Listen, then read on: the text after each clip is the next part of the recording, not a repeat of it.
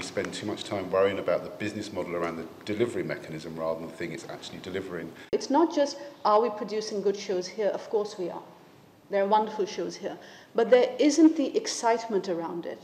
There isn't a feeling that creativity is somehow centering around the BBC and what it produces. As a novelist, I don't feel the BBC is, I don't look and say, oh, but if only I were writing for the BBC instead. And I should.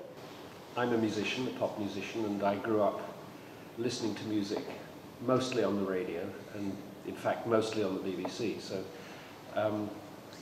I have a huge debt to the BBC in that respect, because we still have a more democratic culture of music in England than in almost any other country.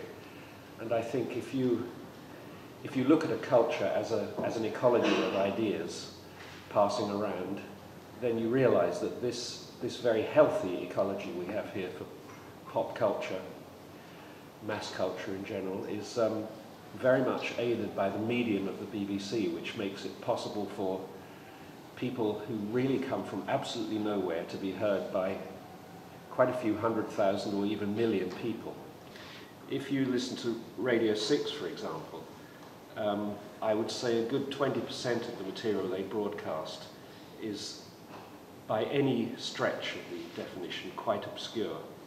And that's really rather amazing that a national radio station is doing something that happens in a very small way in other countries. The role of the BBC is to guarantee access to art and culture and stories. And without the guarantee of access, the stories themselves are dead. In the case of a railway, it relies upon two things, trains and tracks, and these are not chicken and egg. The train is absolutely useless without the tracks. The tracks aren't that useful without the train, I accept, but at least the tracks go somewhere and are waiting for trains to be built onto them. And the most important thing the BBC can do is guarantee tracks and guarantee access to the tracks and put wonderful trains on them, of course, but also make it possible for other people to put wonderful trains on. Because the BBC is only peripherally a media organisation, despite the fact it spends most of its money on it, it is fundamentally a technology organisation. In its long history, its 90-year history, the BBC has had two enormous successes in the field of technology. You might have heard of them, they're called radio and television.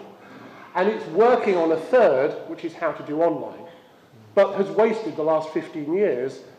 Instead of building its own tools and systems and technologies, the BBC has cobbled together solutions based around other people's technologies, like the World Wide Web. And we see that most clearly in iPlayer, where what's novel about iPlayer is the way the components are plugged together and the environment within which it is made available, but iPlayer is not itself innovative.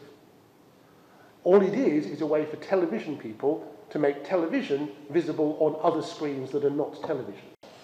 You need nimbleness.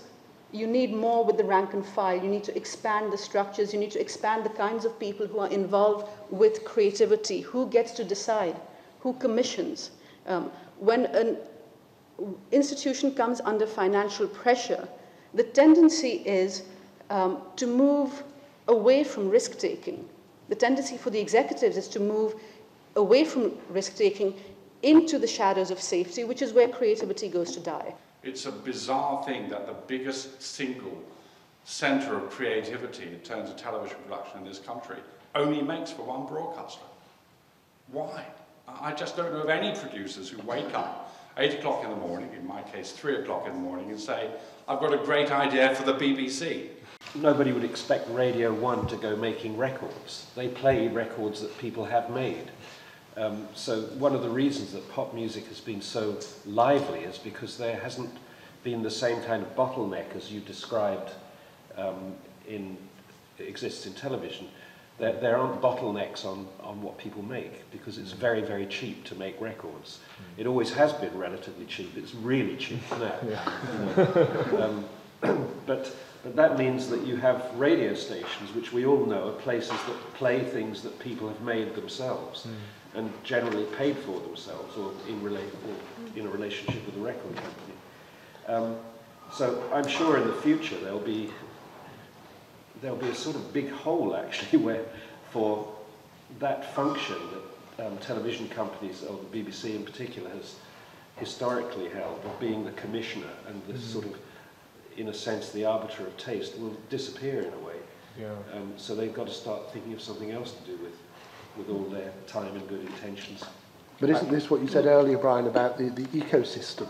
The environment within which all creative expression takes place is shifting. And it's not clear like which predators are going to survive, which species are going to thrive. And this creates new opportunities. I think sort of you're right to say that the traditional television commissioning model is in the UK, very rigid. But it's now not the only way to get something on a screen in front of an audience.